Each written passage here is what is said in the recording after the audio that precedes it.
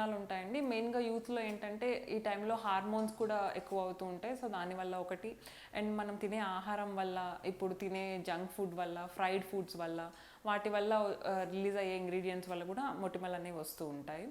So దీనికి మనము creams are tablets దాన్ని బట్టి, అంటే మీకున్న మొటిమల సివియరిటీని బట్టి చెప్పొచ్చు. సో క్రీమ్స్ అనేది అందరూ మస్ట్ అండ్ షుడ్గా సన్ స్క్రీన్ వాడాల్సి వస్తుంది, మాయిశ్చరైజర్ వాడాల్సి వస్తుంది ఇవి తగ్గించడానికి. అండ్ అంటే బయట ఫార్మసీలో ఇచ్చే క్రీమ్స్ కాకుండా డర్మటాలజిస్ట్ని కన్సల్ట్ అయ్యి ఏం క్రీమ్స్ వాడాలి అనేది తెలుసుకొని వాడితే మంచిది. రెటినాయిడ్స్ అని ఉంటాయి, ఇవి చాలా కామన్గా మొటిమలకి వాడే క్రీమ్స్ అనమాట.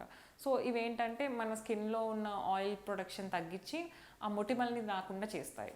సో ఇవి కూడా డాక్టర్ని సంప్రదించి వాడడం బెటర్, ఎందుకంటే అవి ఎక్కువ వాడితే కూడా మీకు దానివల్ల సైడ్ ఎఫెక్ట్స్ ఉంటాయి.